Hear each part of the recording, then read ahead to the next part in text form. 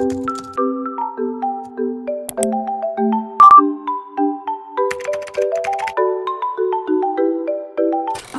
araw mga mag-aaral ng Baitang Siyam.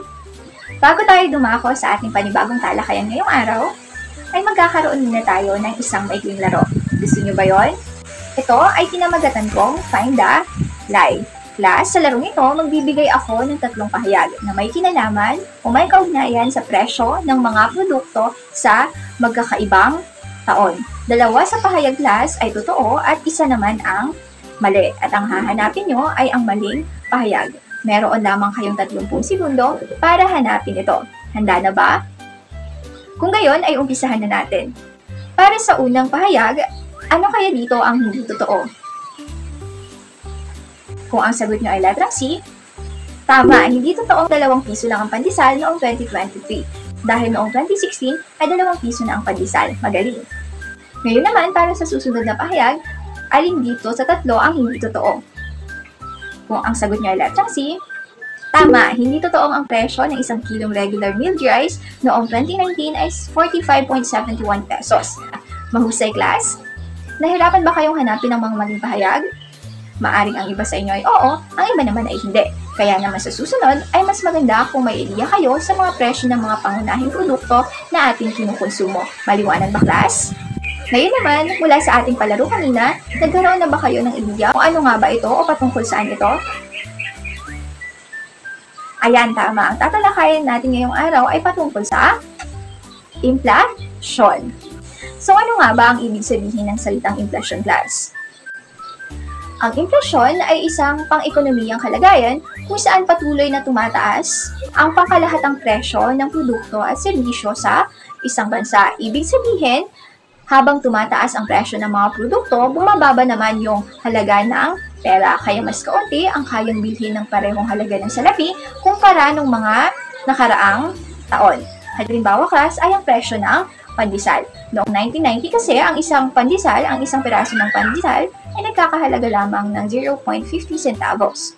Ngunit pagdating ng 2010, umabot na ito ng piso kada piraso at pagsapit ng 2016, tumaas na ito ng 2 piso bawat peraso na nagpapakita ng patuloy na pagtaas ng presyo ng pandesal sa paglipas ng panahon. Another example, class, is yung presyo ng bigas. Noong 2017 kasi, ang 1 kilo ng regular milled rice ay nagkakahalaga ng 38.01 pesos. Pagkalipas naman ng 1 taon, tumaas ito ng 45.71 pesos. Another example, plan ng 2023, umakyat ito ng 67 pesos na may iba pang direktang epekto sa transportasyon at iba pang sektor na umaasa sa petrolyo.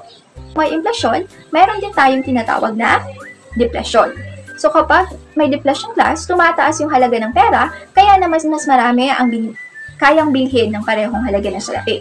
Ngunit, maaari rin itong magdulot ng negatibong epekto sa ekonomiya tulad ng pagbaba ng kita ng mga negosyo at pagbagal ng ekonomiyang aktibidad ng bansa. Ang susunod na larawan, class, ay halimbawa ng deflasyon. Ito ay noong 2020 sa Kamuning Market kung saan bumaba yung mga presyo ng mga nasabing gulay. Class, ang susunod naman ay ang mga dahilan naman kung bakit nagkakaroon ng inflasyon. Meron tayong 2 dahilan. Ito ay ang tinatawag nating cost push at demand pull. Pag sinabi natin demand pull, dahil sa matinding pangangailangan, tumataas ang presyo ng mga bilihin. Halimbawa na lamang, tuwing Pasko, dagsa ang mga namimili at nagtitinda ng Christmas decors. Nagiging in demand ang Christmas decors. Ano kaya ang nangyayari sa presyo ng mga ito, class? Tama, tumataas ang presyo ng mga Christmas decors. Tinaataasan ng mga nagtitinda yung presyo ng mga Christmas decors dahil nga dagsa yung mga namimili. Pag sinabi naman natin cost push, ito ay pagtaas ng presyo dahil sa pagtaas ng sahod, presyo ng hilaw na materyales o buwis. Halimbawa, isa akong negosyante at madami akong kailangang kagamitan para sa aking produkto. Una na doon ang makina. Dahil mahal ang makina, iba pang kagamitan na kakailanganin ko, ang gagawin ko ay babawi ako sa produkto. Kailangan ko ring taasan ang presyo. Ano nga uli ang 2 dahilan ng pagkakaroon ng inflation, class? Ito ay ang demand pull at cost push, inflation mahusay. Class, alam kong lahat kayo ay napapansin at nararanasan ng patuloy na pagtaas ng mga pangunahing produkto na ating kinukonsumo. Sa tingin nyo, ano ang pwede natin gawin para makaagapay sa ganitong sitwasyon? Ayan, mahusay. Tandaan, class, mahalaga ang pagiging matalino sa pera at ang pagbibigay prioridad sa mga pangangailangan upang makaagapay o makasabay sa inflasyon. Maliwanag ba? Kung gayon, bilang isang mag-aaral, ano kaya ang maaaring maging epekto sa iyo ng pagkakaroon ng inflasyon? Ayan, mahusay. Tunay ngang kayo ay nakikinig at inyong naunawaan ang ating talakayan. Ngayon naman, para sa inihanda kong pagsusulit, isulat lamang ang CP kung ang sumusunod na halimbawa ay nagpapakita ng cost-push inflation at DP naman kung demand pull inflation. Meron lamang kayong 10 segundo para sagutan ang bawat tanong. Malinaw ba, class? Kung ganon, ay magsimula na.